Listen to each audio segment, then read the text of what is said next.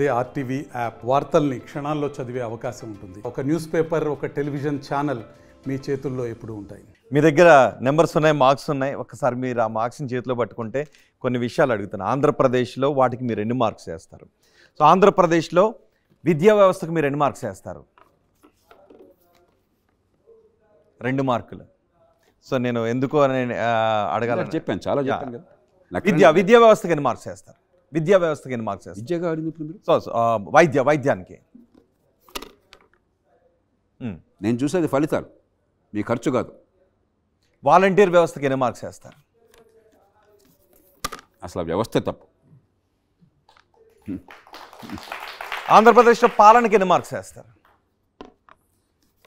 ఈ రెంటికి మధ్య ఏమైనా ఉందా? అభివృద్ధికి,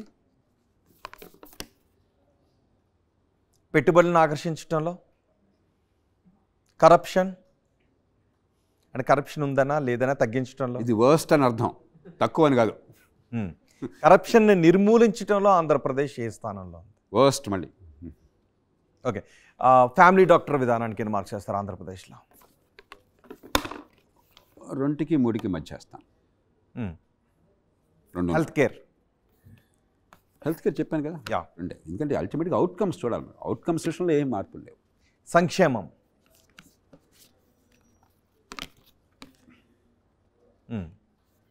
ఇదొక్కటే మంచి మార్క్. ఓకే,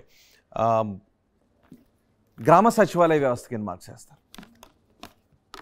ఖచ్చితంగా అది ఫలితాలను ఇస్తాం. అది ఆ ప్రయోగాన్ని నేను హర్షిస్తున్నాను. మహిళా సాధికారత విషయంలో పెద్ద తేడా లేదు, గతానికి ఇప్పటికీ తేడా ఏం లేదు. పెద్ద అంతా 2.5 అంతే, 2 లెవెల్. రైట్. ఓకే, ఎలక్షన్స్ ముంగిటున్నాం. మీరు చాలా విషయాలపై మంచి మంచి విషయాలు చెప్పారు. సో ఫైనల్గా ఓటర్లకు మీరు ఇచ్చే సూచన ఏంటి? దాంతో నేను కన్క్లూడ్ చేయాలని అనుకుంటున్నాను. ఇది దేశానికి, రాష్ట్రానికి కూడా వర్తిస్తుంది, అన్ని రాష్ట్రాలకు వర్తిస్తుంది. మళ్ళీ చెప్తున్నా, అంటే బాధాతప్త హృదయంతో చెప్తున్నాను. నేను చాలా ఆశావాదిని. కానీ అవినీతి నిర్మూలనకు కానీ, అధికార వికేంద్రీకరణకు కానీ, ఎన్నికల వ్యవస్థ మార్చడానికి కానీ, చట్టబద్ధ పాలనకు కానీ ఈవేళ రాజకీయ పార్టీల్లో ఏ రకమైనటువంటి సంకల్పము లేదు. బ్రాడ్గా కొందరు వ్యక్తులు, కొన్ని ప్రభుత్వాలు వ్యక్తిగతంగా నిజాయితీగా ఉన్నాయి. ఉదాహరణకి ఒరిస్సాలో నవీన్ పట్నాయక్ నిఖార్సైన నిజాయితీ, ఉత్తరప్రదేశ్లో యోగి ఆదిత్యనాథ్ వ్యక్తిగతంగా నిఖార్సైన నిజాయితీ, బహుశా పరిపాలనలో కూడా నిజాయితీ ఉంది. ప్రధానమంత్రిగా నరేంద్ర మోదీ నిఖార్సైన నిజాయితీ. అది వేరు, వ్యవస్థీకృతమైన నిజాయితీ వేరు. అందుకే వ్యక్తుల నిజాయితీ గురించి మాట్లాడటాను. కాబట్టి అవినీతి కానీ, అధికార వికేంద్రీకరణ, అవినీతి నిర్మూలన కానీ, అధికార వికేంద్రీకరణ కానీ, లేకపోతే చట్టబద్ధ పాలన కానీ, ఎన్నికల వ్యవస్థ మార్చడం కానీ ఏ పార్టీ కూడా దానికి అనుకూలంగా లేదు. కాబట్టి దేశంలో మిగిలింది ఒక్కటే వేళ ఆర్థిక ప్రగతి, పెట్టుబడులు, ఉపాధి కల్పన, సంపద సృష్టి. అదొక్కటే దేశానికి ఉన్న సువర్ణ అవకాశం. ఏ పార్టీలు దానికి కట్టుబడతాయో దాని పక్కన మొగ్గు చూపితే మీ పిల్లలకు భవిష్యత్తు ఉంటుంది, యువతకు భవిష్యత్తు ఉంటుంది. అలా కాకుండా తాత్కాలికమైన తాయిలాలు, కొత్త పరిశ్రమలు, లేకపోతే కొత్త పెట్టుబడులు, ఉపాధి కల్పన లేకుండా ప్రభుత్వం నుంచి వచ్చేటువంటి సంక్షేమం వల్ల పేదరికం పోతుందన్న భ్రమలు కల్పిస్తే ఖచ్చితంగా అవి రాష్ట్రాలకి, దేశానికి సర్వనాశనం. కానీ జిఎస్డిపి విషయంలో తెలంగాణ కంటే ఆంధ్రప్రదేశ్ ముందు ఉంది. ఈవేళ కొత్తగా వచ్చింది కాదు తమ్ముడు, పెద్దది తెలంగాణ కంటే. తలసరి ఆదాయం తెలంగాణ చాలా ఎక్కువ ఉంది ఆంధ్రప్రదేశ్ కంటే. ఆంధ్రప్రదేశ్ జనాభా 6 కోట్ల దగ్గర ఉంది, తెలంగాణ 3,80,00,000 దగ్గర ఉంది. 3,80,00,000 వాడు పట్టుకుని అంతకంటే కొంచెం ₹1 ఎక్కువ ఉందంటే ఎట్లా? మీరు ఎంత పెరిగారో మీరు చూడండి, ఒకప్పుడు ఎంత బాగున్నారో మీరు చూడండి మిగతా దేశంతో పోలిస్తే, పెట్టుబడులు కానీ, జిఎస్డిపి కానీ. అంతేగాని ఊరికి అంకెలు కన్వీనియంట్గా ఒక అంకె చెప్పి మిగతా పక్కన పెడితే అట్లాగా స్థూలంగా చూడండి మీరేం చేస్తున్నారు. రైట్. ఫైనల్గా ఆంధ్రప్రదేశ్లో ప్రస్తుత అధికార పార్టీ అంటుంది అధర్మ పొత్తు పెట్టుకుంటున్నారు అని. కానీ వీళ్ళు ఒక పార్టీని ఓడించడానికి 3 పార్టీలు కావాల్సిన అవసరం ఉందని పొత్తుని ఎలా చూస్తారు? బీజేపీ, జనసేన, టీడీపీ పొత్తుని ఎలా చూస్తారు? మన ఎన్నికల వ్యవస్థలో పొత్తులు అనివార్యం. ఎందుకంటే చిన్న పార్టీలకి మన ఎన్నికల వ్యవస్థలో స్పేస్ లేదు. అదే దామాషా పద్ధతి ఎన్నికలు అంటే మీకు వచ్చే 5% ఓట్లకి 5% సీట్లు వస్తాయి. మీ మీద మమకారం ఉంటే 5% 15% పెరుగుతుంది. మన ఎన్నికల వ్యవస్థలో మీకు నిజంగా ప్రజల్లో 30% మద్దతు ఉన్నా కూడా 3%కి పడిపోతుంది మీరు గెలవాలనుకుంటే. కాబట్టి పొత్తులు అనేవి ఆయా రాజకీయ పరిస్థితులను బట్టి కలుపుకుంటారు. దానిలో పొత్తులో పొత్తు అనేది ప్రజా క్షేమం కోసం, అభివృద్ధి కోసమా, లేదంటే అధికారంలో ఉన్న పార్టీని దించడం కోసమా పొత్తు అనివార్యమయ్యేది? ఏ పార్టీ అయినా కూడా రాజకీయాన్ని తమ నమ్మిన లక్ష్యాల కోసం చేస్తుంది. అంటే మీరు చేస్తేనేమో అది చాలా పవిత్రమైనది, ఇంకోటి చేస్తే రంకు అంటే ఎట్లాగా? కానీ వైసీపీ ఇంతవరకు ఎవరితోనూ పొత్తులో వెళ్ళలేదు. మీ ఇష్టం అది. మీ వస్తే పొత్తు కలవడానికి ఎవరు సిద్ధంగా లేరేమో. మనప్పుడు పొత్తుల్ని అనాయత్తంగా ఉండటం చాలా మూర్ఖత్వం అవుతుంది. పొత్తులు అనివార్యం. మన ఎన్నికల వ్యవస్థలో పొత్తులు, అదే దామాషా పద్ధతి అనుకోండి, పొత్తులు అక్కర్లా. హైదరాబాద్ నగరంలో లోక్సత్తాకి పార్టీగా ఎంఐఎం కంటే ఓట్లు ఎక్కువ వచ్చినాయి, కానీ సీటు ఒక్కటే వచ్చింది, అది కూడా నాకు ఒక్కడికే. వాళ్ళకి 8 సీట్లు 7-8 సీట్లు వచ్చినాయి. మన ఎన్నికల వ్యవస్థ అట్లాంటిది. కాబట్టి మన ఎన్నికల వ్యవస్థలో ప్రజల్లో మీకు ఒక ఆదరణ ఉన్నా కూడా రాజకీయ అధికారంలో వాటా చాలా కష్టం. మీకు 30-40%, 40% ఓట్లకి వెళ్ళేదాకా. కాబట్టి పొత్తులు అనివార్యం. ఇప్పుడు పవన్ కళ్యాణ్ గారు ఉన్నారు, ఒక మంచి ఉద్దేశంతో ఆయన ఇప్పుడు ఒక రాజులాగా చలామణి కావచ్చు కదా సినిమాల్లో.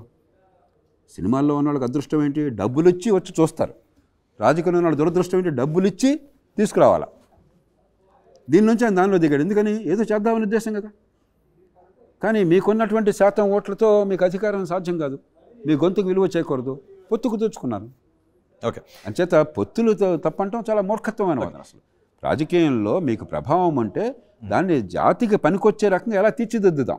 ఓకే, అంతే తప్ప పొత్తులు లేకుండా భారతదేశంలో రాజకీయ పార్టీ ఎవరు కూడా, డిఎంకే గొప్ప పార్టీ కాదా? ఎంత చరిత్ర ఉన్న పార్టీ, ఎన్ని పొత్తులు ఉన్నాయి? బీజేపీ కాంగ్రెస్ గొప్ప పార్టీలు కాదా? వీళ్ళందరూ పుట్టకమునుపు పుట్టిన పార్టీలు అవన్నీ కూడా. పొత్తులు లేకుండా బతకగలరా ఇవాళ? అంటే పొత్తులు అనైతికమైన మాటే అసలు అర్థం లేదు. ఒక 6 పార్టీలు చెప్తాను. 6 పార్టీలకి మీరు ఎన్ని మార్క్స్ వేస్తారో ఫైనల్గా? కాంగ్రెస్కి మీరు ఎన్ని మార్క్స్ వేస్తారు? ఈవేళ పరిస్థితుల్లో చాలా బాధాతప్తమవుతుంది. కాంగ్రెస్లో నాయకులంతా చాలా అత్యంత సన్నిహితులు నాకు. కానీ దేశ ఆర్థిక ప్రగతి పట్ల ఏమాత్రం అవగాహన లేకుండా, తాత్కాలికమైన తాయిలాడు తప్ప మరో పాలన లేకుండా, ఎక్కడ నేను పొరపాట్లు చెప్పాను ఏమన్నాయో వీటి మీద దృష్టి పెట్టి దీనికి ఇవి చేస్తామంటే చాలా సంతోషించేవాడిని. అవేమీ లేకుండా రాజకీయం చేస్తున్నారు. కొంచెం ఔదార్యంగా ఇస్తున్నాను కాబట్టి ఇది. బీజేపీకి ఎన్ని మార్క్స్ వేస్తారు? ఆర్థిక ప్రగతి, ఉపాధి కల్పన, ఒక దేశ భవిష్యత్తు పట్ల అవగాహన, మౌలిక సదుపాయాల విషయంలో ఫస్ట్ మార్కులు. కానీ మిగతా ఉన్నాయే, ఎన్నికల వ్యవస్థ కానీ, అధికార కేంద్రీకరణ కానీ, అవినీతికి వ్యవస్థాగత నిర్మూలన కానీ, చట్టబద్ధ పాలన కానీ గతంలో పొరపాట్లే కొనసాగుతున్నాయి. కాబట్టి ఇది అవి చేస్తే 4కి వెళ్ళిపోవచ్చు. 4. ఓకే, బీఆర్ఎస్కి ఎన్ని మార్క్స్ వేస్తారు? బీఆర్ఎస్ 2 గొప్ప పనులు చేసింది, చాలా తప్పు పనులు చేసింది. ఇందాక చెప్పాను కదా, అధికార కేంద్రీకరణ, అవినీతి, కుటుంబ పాలన, అహంకారం, అందుకే ఓడిపోయింది. ఇవన్నీ ఉన్నాయి. కానీ 2 గొప్ప పనులు ఉన్నాయి. అది కూడా ఈ అభివృద్ధి సంక్షేమానికి కొంత సమతూకాన్ని తీసుకొచ్చి అభివృద్ధిని కొంత సాధించారు. ఇది ఏమాత్రం చిత్తశుద్ధితో మాట్లాడినా కూడా ఆ సాక్ష్యాధారంగా మీరు, అందుకనే హైదరాబాద్ నగరం చుట్టుపట్ల పెద్ద ఎత్తున ప్రజలు పట్టం కట్టారు. కాంగ్రెస్ పార్టీకి ఒక్క సీటు కూడా రాలేదు. వైసీపీకి ఎన్ని మార్క్స్? కానీ పూర్తి చెప్పండి. ఓకే, అలాగే రెండోది ఒక ఉద్యమం నుంచి వచ్చి, ప్రాంతీయ ఉద్యమం నుంచి వచ్చింది. ఆంధ్ర తెలంగాణ అంత పొరపచ్చాలని చాలామంది భయపడ్డారు. ఆ పూర్తిగా మనసుల్లోంచి ఆ వైమనస్యాన్ని, ఆ కల్మషాన్ని తొలగించి ఏమాత్రం తేడా లేకుండా చేయగలిగారు. ఆ 2 కారణాలుగా వాళ్ళని గౌరవించాలి. కానీ ఖచ్చితంగా వైఫల్యాలు చెప్పాను కదా, ఆ వైఫల్యాలు ఉండబట్టే ఇప్పుడు ఎన్నికల్లో ప్రజలు మద్దతు ఇవ్వలేకపోయినారు. వైసీపీకి ఎన్ని మార్క్స్ వేస్తారు? ఇందాక చెప్పాను అనుకుంటా. వైసీపీకి చెప్పలేదు. కాంగ్రెస్, బీజేపీ, బీఆర్ఎస్ని తీసుకున్నాం. వైసీపీకి ఎన్ని మార్క్స్ వేస్తారు? ఓకే, ఇది కొంచెం 1.5 యాక్చువల్గా. ఓకే, నేను కొంచెం జనరస్, 2 కడుతున్నాను. సంక్షేమం తప్ప పరిపాలన లేని రాష్ట్రంలో మరీ అడ్డగోలుగా చట్టబద్ధ పాలన దేశంలో లేదు. అది కూడా ఒక శృతి మించి గీత దాటిపోయి బడితున్నవాడిదే బరి అన్న తీరులో వ్యవహరిస్తే దేశ భవిష్యత్తుకి, రాష్ట్ర భవిష్యత్తుకి అది క్షేమకరం కాదు. టీడీపీకి 2కి 3కి మధ్య 3 వేసుకోవచ్చు. ఎందుకంటే అగైన్ నేను ఒకటే చెప్పాను, ఇందాక చెప్పాను కదా, ఆర్థిక అభివృద్ధి, ఉపాధి కల్పన, పెట్టుబడులు, మౌలిక సదుపాయాలు, మిగతా విషయాల్లో వీళ్ళకి మార్కులు రావు. కానీ ఎవరికి రావట్లేదు, మన దురదృష్టం అది.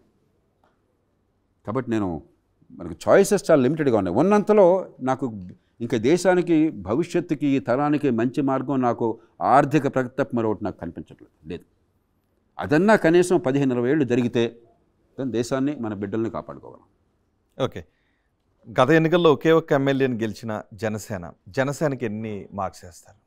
పరిపాలనలోకి రానప్పుడు ఏం అందుకే నేను అడిగాను, ఒక్క ఎమ్మెల్యే మాత్రమే గెలిచారు. సో పార్టీ నిర్మాణం, విధానాలు, వెళ్తున్న తీరు, వీటికి పార్టీ పరంగా 3కి 4కి మధ్య చేస్తాను. అందుకే సంకల్పం ఉంది, చిత్తశుద్ధి ఉన్నది, కొంచెం పరిణతి కావాలి విధానాల విషయంలో,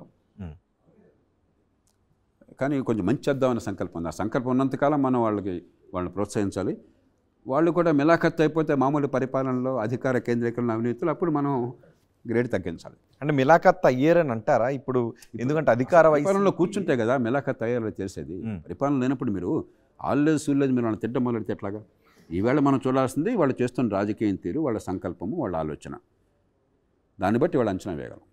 ఇప్పుడు ఆంధ్రప్రదేశ్లో పొత్తు కేవలం అధికార పార్టీని దించడమే లక్ష్యంగా కనిపిస్తోందా, లేకపోతే ఆంధ్రప్రదేశ్ అభివృద్ధి కోసం పొత్తు పెట్టినట్టు కనిపిస్తోందా? ఎందుకంటే రాజకీయ వాగ్వాదాన్ని మనం చూస్తూ ఉన్నాం.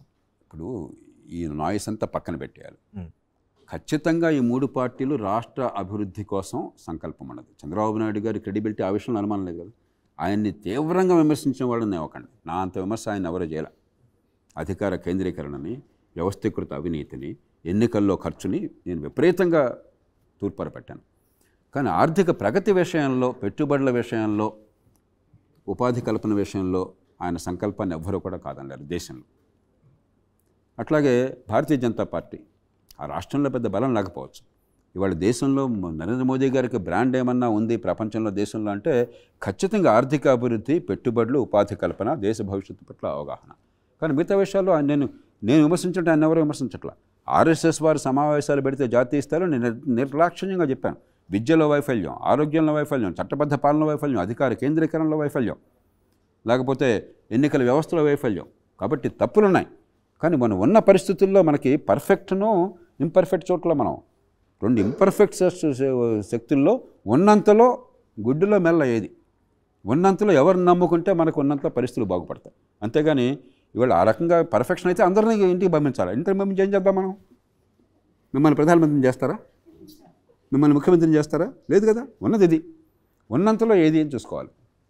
Thank you very much Jayaprakash Narayana గారు ఆర్టీవీ అన్సెన్సర్లో పాల్గొని ప్రస్తుత దేశవ్యాప్తంగా అలాగే తెలుగు రాష్ట్రాల్లో రాజకీయ పరిణామాల పరిస్థితులపై మీ విశ్లేషణ అందించినందుకు, చాలా విలువైన సూచనలు కూడా చేసినందుకు. ఇవి లోక్సత్తా వ్యవస్థాపక అధ్యక్షులు, మాజీ IAS అధికారి జయప్రకాష్ నారాయణతో ఆర్టీవీ అన్సెన్సర్ విశేషాలు. తాజా సమాచారం కోసం చూస్తూనే ఉండండి ఆర్టీవీ. మరిన్ని వీడియోస్ కోసం ఛానల్ ని సబ్స్క్రైబ్ చేయండి, లేటెస్ట్ అప్డేట్స్ కోసం వాట్సాప్ ఛానల్ ని ఫాలో చేయండి, అండ్ లింక్ డిస్క్రిప్షన్ లో ఉంది.